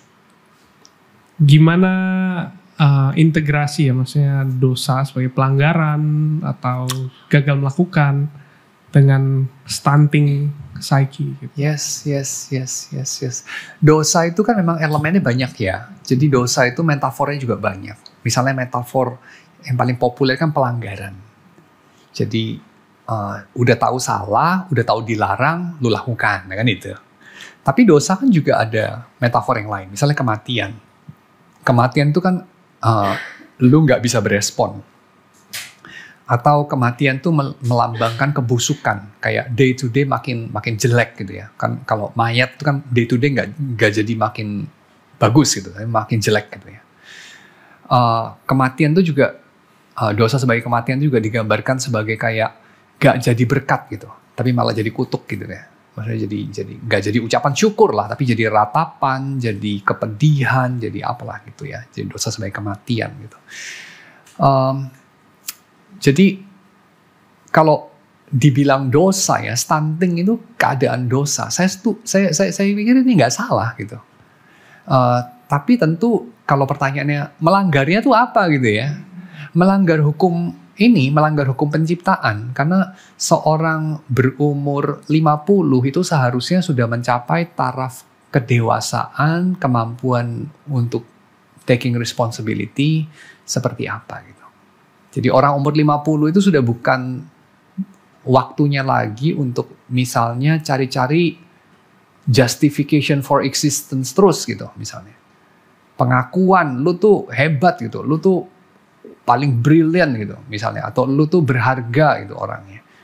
Udah enggak waktunya lah. Kalau anak remaja maybe masih bisa dimaklumi misalnya. Kalau anak kecil mungkin masih bisa dimaklumi. Umur 50 gitu misalnya. Nah itu sesuatu yang kayak kondisi stunted itu ya kondisi yang kita bisa anggap dosa dalam artian itu gitu. Meleset dari hamartia dari keadaan yang di apa ya, Tuhan tuh menciptakan kita manusia itu kayak gitu harusnya, tapi kok jadinya begini gitu. Kayak apa ya, kayak orang bilang ikan mas koki gitu ya. Ikan mas koki itu kan stunting ya kalau dia dalam akuarium itu. Karena mas koki itu kalau dilepas di sungai itu bisa segede gini katanya. Tapi kan kamu nggak pernah lihat ikan mas koki segini kan? Kamu lihatnya segini paling gede-gede sebenarnya. Karena dalam akuarium itu kecil banget. Kalau di sungai bisa monster dia. Nggak tahu, mengintegrasikannya ya itu. Jadi dengan meminta pertolongan Tuhan yang sudah di dalam Yesus menyembuhkan kita sehingga kita kemuliaannya yang asali itu bisa kita hidupi lagi, sehingga dunia bisa menyaksikan kayak apa sih manusia yang sejati, kayak apa sih manusia yang bertumbuh. Dan saya kira ya kalau kita lihat orang-orang kudus ya sepanjang zaman ya, itu ya orang-orang yang dewasa. Orang-orang yang orang tuh bisa terinspirasi, jadi manusia tuh bisa begitu ya ternyata gitu. Bahkan ada seorang sosialis ya yang pernah mengatakan, kalau cita-citamu itu bukan menjadi santo, itu kamu ngapain hidup ya, kira gitu ya. Kayak hidupmu tuh sedih banget gitu. Cita-cita itu harus setinggi itu gitu. Kalau cita-citamu cuma jadi konglomerat gitu ya, atau cita-citamu jadi orang terkenal, cita-citamu cetek banget tuh. Cita-citamu itu harus digantungkan setinggi itu gitu. Jadi santo gitu, jadi santa gitu. Ya kira gitu. Dan kenapa ya? Itu kira-kira bahasa sekulernya adalah menjadi manusia dewasa. Gitu, yang bertumbuh lebih daripada sekedar bayi di ketiak ibu gitu. Atau seorang anak remaja di bawah tuntutan ayah gitu. Kamu harus bertumbuh melampaui itulah. Move on kira-kira gitu. Karena ada orang yang sampai umur gocap masih kayak mau membuktikan dirinya di hadapan ayahnya gitu. Ayahnya udah tua renta, udah pikun-pikun gitu ya. Dia pengen dibuktiin pengen pengakuan dari manusia itu gitu. Aneh banget. Manusia itu mati lama-lama. Sudah dia mati, lo hidup lo buat apa gitu. Kayak aneh banget kan. Tapi sedihnya yang begitu gak aneh. Menjadi satu, kadang-kadang itu normal gitu. Pak, saya mau nanya. Gak semua orang punya orang tua yang punya intensi yang baik terhadap anak-anaknya. Dan kita kan sebagai orang Kristen dipanggil untuk menaati orang tua kita kan ya. Dan juga menghormatinya. Jadi terkadang kan memang gak semua orang ditempatkan dalam kondisi di mana baik untuk seperti itu gitu loh. Kalau memang apa yang dikasih order-order dari orang tuanya itu suatu hal yang gak baik. Jadi saya mau nanya aja gimana ya Pak, biar kita bisa menjadi orang Kristen yang baik dan beneran menaati dan menghormati orang tua kita walaupun semua manusia berdosa dan orang-orang tua kita juga gitu Pak. Thank you untuk pertanyaannya. Kesempatan untuk saya mengklarifikasi. Mentaati dan menghormati itu dua hal berbeda. Kita terpanggil untuk menghormati saya kira dalam segala keadaan. Bukan menghormati tindakannya, ucapannya atau sikapnya. Karena kadang-kadang memang tidak terhormat. Dan menghormati hal tidak terhormat adalah tidak menghormati kebenaran. Kan begitu ya. Jadi menghormati orangnya itu saya kira lebih utama gitu. Tapi menghormati orangnya ini kan juga kayak, ya kan kita masih menghormati semua manusia kan gitu ya. Kan gak cuma gara-gara dia orang tua kita, tukang parkir pun kita hormati. Ya, kita kan begitu. Tapi orang tua kita hormati karena mereka yang dipilih Tuhan untuk jadi orang tua kita. Kan begitu ya. Itu pertama. Tapi kedua, hormat itu kan gak sama dengan mentaati. Karena mentaati itu selalu di dalam satu koridor, mereka sedang berusaha mengajar kita di dalam ajaran Tuhan, dalam perjanjian dengan Tuhan. Jadi kalau mereka sedang mengajar kita dalam ajaran dunia ini, gitu ya, dalam pembangkangan terhadap hukum Tuhan, ya tentu saja itu kan tidak berlaku. menjadi self kontradiksi kalau kita bilang kita mesti mentaati mereka dalam hal itu gitu. Kan gitu. Itu sesimpel itu sih. Dan yang ketiga, kalau intensi mereka jahat bagaimana?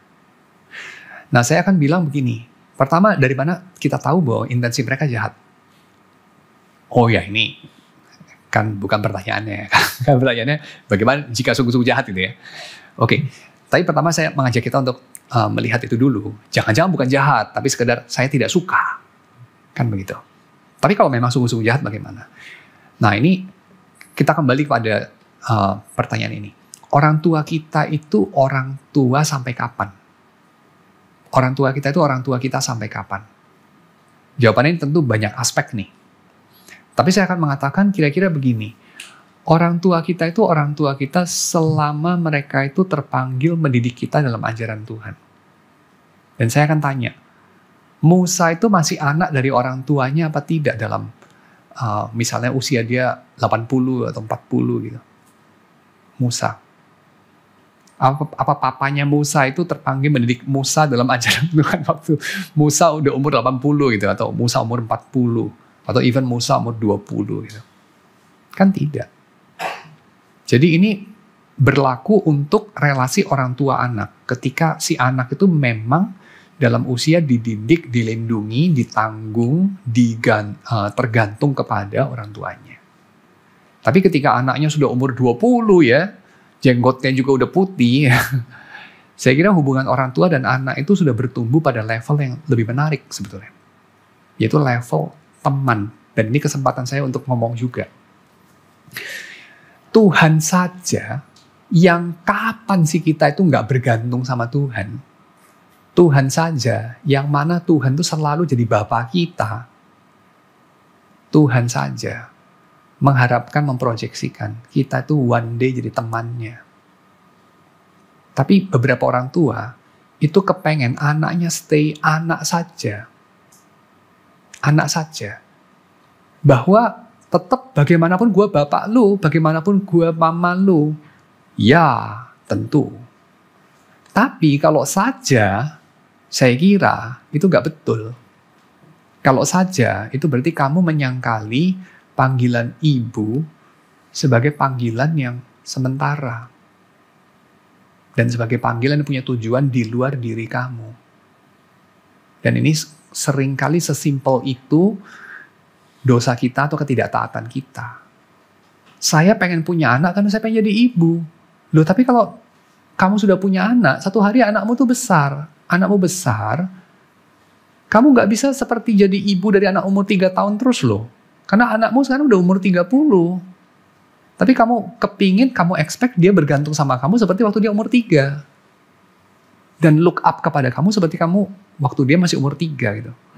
Lalu kamu marah, merasa tersinggung, tidak dihargai, lalu mulai guilt tripping, shaming, dan segala macam, karena dia nggak memenuhi ekspektasi kamu. Itu kan nggak betul. Lalu kamu citing firman Tuhan gitu. Anak harus menghormati orang tuanya. Biasanya yang citing orang tuanya, bukan anaknya gitu kan. Nah itu menurut saya abuse of biblical verses gitu. Itu menyebut nama Tuhan dengan sembarangan itu, dengan tidak hormat itu justru. Ya, jadi saya kira kita perlu tahu, taat beda sama hormat. Taat ada koridornya, edukasi covenantal gitu ya, dalam perjanjian, karena orang tuanya memang sudah janji sama Tuhan mendidik anaknya. Dan itu ada batas waktunya.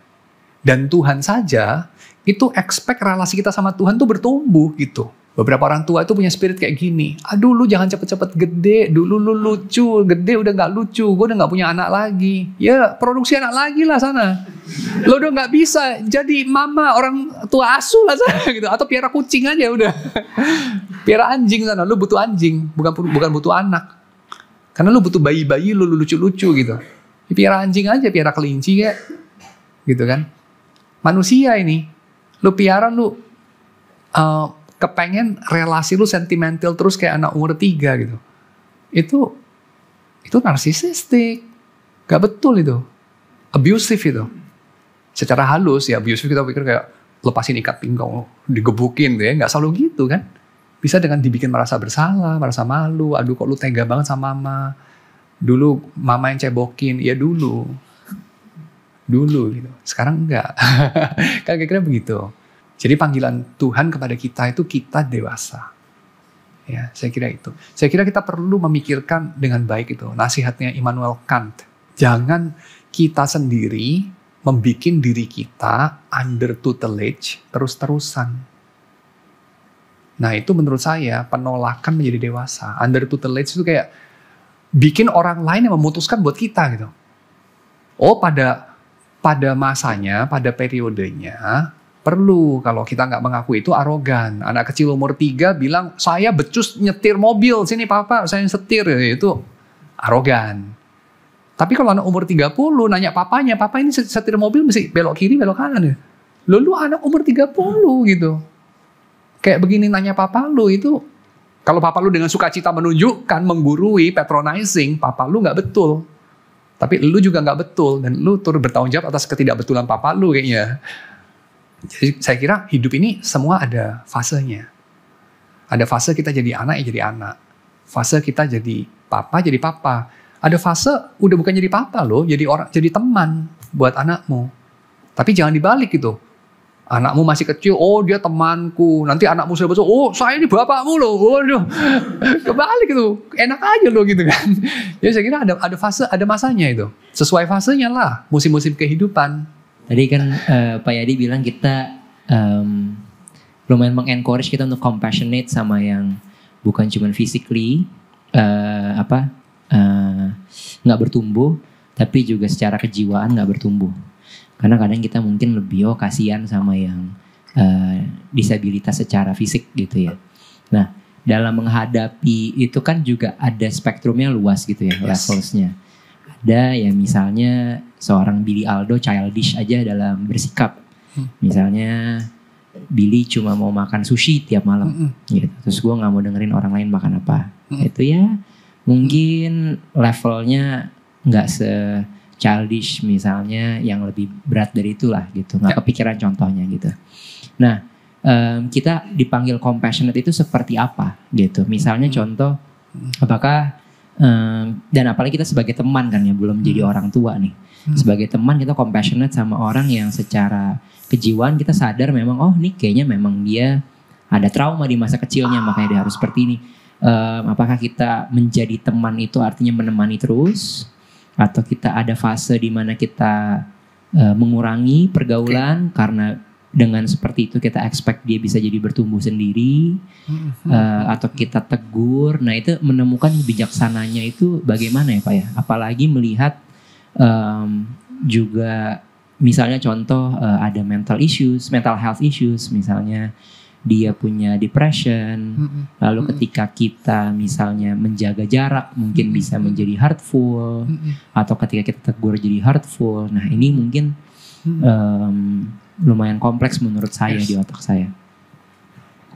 Pertama-tama panggilan kita itu bukan jadi entertainer, bukan jadi tukang pijat jiwa bagi sesama kita yang make sure dia itu tidak merasa sakit tapi selalu merasa nyaman. Saya kira itu bukan. Tapi juga di sisi yang lain kita juga bukan tukang siksa dari jiwa orang yang make sure kayak kalau lu mau Kristen lu bikin orang lain tuh gak nyaman. Beberapa orang tuh percaya kayak begitu ya. Kayak gue setia pada panggilan gue kepada Injil, tidak kompromi, yaitu lu masih merasa nyaman ya dengan khotbah gue ya. Waduh gue kurang keras nih gitu. Jadi kayak gue tuh mesti bikin lu tersinggung gitu. Nah itu yang gak juga, itu keliru juga itu ya. Jadi tugas kita bukan menyakiti ataupun mengelus-elus jiwa orang. Tugas kita itu menyatakan kebenaran ketika diperlukan. Bukan ketika kita memerlukannya, tapi ketika dia memerlukannya. Jadi juga bukan kayak selalu patronizing gitu ya. Orang itu gak butuh dikasih tahu pun kita, atau orang itu sudah tahu, kita kasih tahu karena kita yang butuh ngasih tahu gitu. Nah juga bukan itu. Tapi juga bukan kayak orang itu butuh dikasih tahu, tapi gak ada yang kasih tahu. Karena tahu bahwa kalau dikasih tahu dia marah gitu. Dan gak ada yang suka dengan reaksi orang itu marah ya. Karena marah sudah gitu menyalahkan, bikin malu, menyalahkan balik ya, dan segala macam, melawan. Dan itu kayak kita nggak mau resiko lah gitu. Lu anak gue juga bukan ya, temen juga bukan temen terlalu deket gitu kan. Jadi ngapain gue resiko lu gigit gitu kan. Ya udah kita ngomong yang baik-baik aja gitu ya, ngomongin cuaca, ngomongin apa gitu kan. Jadi kita nggak mau sentuh itu.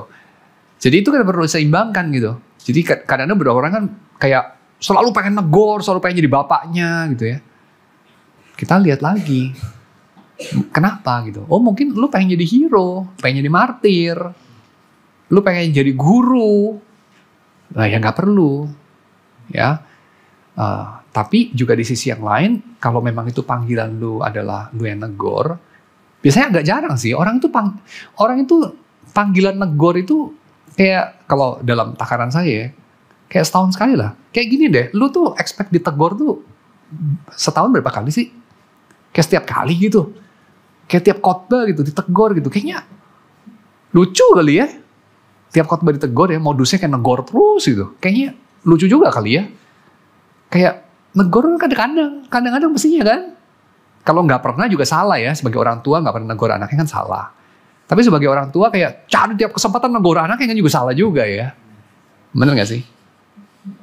Negor itu kan seperlunya. Jangan dihindari. Again seperti pertengkaran ya. Pertengkaran jangan dihindari. Tapi jangan dicari-cari. Kan gitu. Kalau lu nggak pernah bertengkar, ya puji Tuhan lah nggak pernah bertengkar kan gitu. Tapi kalau nggak pernah bertengkar karena lu memang selalu menghindari, oh tunggu aja, satu hari meledak, kan gitu. Jadi jangan dihindari, jangan dicari. Negor juga sama, jangan dihindari, jangan cari. Kita instingnya memang selalu menghindari. Beberapa orang enggak sih, nyari ya. Karena memang suka berantem. Memang bahan bakarnya itu. Berantem, recharge dia. Nyari berantem. Kapan lagi gue bisa berantem nih gitu ya. Nah itu ada orang begitu juga. Tapi saya kira itu dua-dua kita harus waspadai gitu. Panggilan kita itu mengatakan yang benar, menyampaikannya dengan sesmooth mungkin. Tujuan kita itu ya menyampaikan kebenaran sih. Dia berubah nggak berubah, ya kan nggak berubah cuman karena lu. Bisa juga berubah karena orang lain. Kan gitu aja. Ya tujuan, ya kita nggak perlu sok-sokan kayak kita yang jadi hero kan. So, ya itu. Jadi mungkin solusinya untuk seorang Billy punya teman yang annoying nih gitu. Seumur hidup satu persekutuan sama orang ini. Ya berarti dengan gue compassionate ya, kalau misalnya gue terpanggil untuk tegur ya tegur. Kalau itu sudah terjadi dan dia nggak berubah, ya compassionate gue adalah bersabar dengan orang itu berarti ya, seumur hidup bersama dengan orang itu. Dan juga mempertimbangkan bahwa mungkin orang itu ditempatkan Tuhan bikin Billy lebih dewasa. Ya. Gitu. Lu bayangkan lu jadi santo kayak apa, atau lu lebih dekat menjadi santo kalau sama orang kayak gitu lu bisa tahan hidup sampai 11 tahun ya. Kayak Plato ya. Plato pernah bilang apa? Dia bilang by all means, dia bilang get a wife. Dia bilang if you get a good one, you become happy. If you get a bad one, you will become a philosopher. Dia bilang. Saya jadi filsuf sebelum nikah ya. So I got a good one and I'm a philosopher. Jadi jangan dicampur aduk kan. Disclaimer. Ada Ernie soalnya. Teman KTB. So kita juga jangan kayak kita baik-baik aja, kita dipakai Tuhan negor orang, membentuk orang. Enggak juga loh. Kita ada hal nggak baik juga. Dan orang-orang yang kita anggap annoying, mungkin dia itu nggak ada, mungkin dia itu baik-baik aja loh. Menjadi annoying karena kita yang nggak betul, kan bisa begitu juga. Jadi ya anggaplah itu sebagai latihan rohani. Tapi ya kita nggak perlu terlalu romantisasi ya, selalu kayak nggak tentu juga. Memang kalau 10 orang bilang memang orang itu annoying, ya memang annoying gitu aja. Tapi ya be compassionate. Maybe dia juga nggak mau annoying. Tapi she cannot help it, he cannot help it. Ya be compassionate. Bayangin kalau lu jadi orang kayak gitu ya, kayak serba salah kan. Lu mau ramah dibilang menjilat, mau marah dibilang kok marah-marah terus, mau rajin dibilang ada maunya, mau malas dibilang kok lu malas. Kayak dunia ini mau gue ngapain sih? Mau gue mati? Gue juga gak mau mati. Dan segala macam. Misalnya gitu kan. Jadi ya be compassionate. Tapi sedikit yang soal apa? Menegur itu jadi setahun sekali gitu maksudnya. Oh. Mungkin kita perlu waspada kalau keseringan. Karena ada orang tuh ya modusnya tuh negor terus gitu. Cuman punya satu mode, negor. Menurut saya sih ada yang salah lah. Enggak lah. Enggak. Soalnya saya jadi berpikir apa saya keseringan negor orang gitu. Tapi orang itu secara natural ya, Tuhan kan bikin orang modelnya macam-macam ya. Ada orang itu agreeable banget gitu. Kayak apa aja juga cincai deh. Agreeable banget gitu. Tapi ada orang yang kayak disagreeable banget gitu. Kayak susah banget dia itu. Lu kayak apapun juga salah di mata dia gitu. Ada orang kayak apapun betul gitu. Nah ini ada yang cuman innocent sebetulnya. Maksudnya kayak disagreeable tapi innocent. Ada disagreeable tapi evil sebetulnya. Ada juga yang agreeable tapi sebenarnya innocent. Ada agreeable yang evil loh.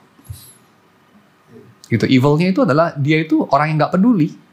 Makanya dia agreeable karena dia nggak peduli. Lu mati, lu hidup, nggak peduli gitu. Nah itu evil kan. Ada yang disagreeable itu evil karena apa? Dia mau controlling. Dia mau hidup, lu tuh buat hidup dia gitu. Jadi intensinya itu juga kan. Karena ngelihatnya itu bukan untuk benefit dianya gitu. Betul, makanya dia disagree gitu. Kayak sebenarnya dia tuh udah disagree sebelum lu buka mulut pun dia udah disagree gitu. Karena lu yang ngomong dan ini kayak bikin lu jadi terlihat keren gitu kan. Ya pokoknya gue disagree aja gitu. Sebenarnya dia nggak listening. Ketahuannya belakangan sih kalau lu dengerin terus ya. Kok kayaknya nggak nyambung ya. Kayak asal disagree aja gitu misalnya dan segala macam. Nah yang kayak gitu mungkin lu bisa pertimbangin kayak jangan buang waktu lah, hidup itu terbatas gitu ya. Ngomong sama tembok itu ya 1-2 kali lu selalu nyadar ternyata tembok ya udah jadi aja ngomong tembok. Terus lu harap kapan lu bertobat, kapan lu ngomong balik gitu kan. Lu ngarep tembok bisa ngomong, dia tembok. Jadi negor mesti setahun sekali. Iya enggak lah, itu cuman itu aja ya, cuman apa namanya ungkapan aja lah. Tapi jangan kayak sehari 10 kali gitu. Itu berarti mungkin kamu yang just disagreeable-nya tinggi gitu. Walaupun kalau tinggi juga nggak apa-apa sih. Maksudnya kayak nggak selalu harus apa-apa. Nggak selalu harus evil. Just maybe orang yang disagreeable aja gitu. Kok, yes. Kalau misalnya kita punya di posisi yang punya trauma sama orang tua, yes. Itu kan biasanya kecenderungannya tuh punya nazar, ya kan? Gua nggak akan jadi orang tua kayak bapak gua. Iya. Nah, itu handlingnya gimana? Karena kalau misalnya mengikuti emosi saat itu, efeknya ya bisa jadi jatuh ke ekstrim yang satunya. Mungkin kita ngerasa yang orang tuanya keras gitu ya. Kita mau apa? Kita bilang, wah orang tua kita nih terlalu keras. Gue nggak mau jadi orang tua yang keras. Akhirnya terlalu lembek dan ya kebanyakan anaknya jadi nggak punya tulang punggung misalnya. Dan sebaliknya gitu. Nah itu kita bisa dapat bijaksana mungkin atau how to-nya gitu ada nggak tuh? Mungkin kayak kita tuh godaan pertama itu reaktif ya. Diprovokasi itu kita reaktif. Kayak tadi ya, keras, lembek gitu. Tapi di antara keras dan lembek aja kan ada yang sedang-sedang agak keras, ya. Kerasnya 90, ada yang kerasnya 80, 70, 60. Kan ragamnya nggak cuma 2 gitu.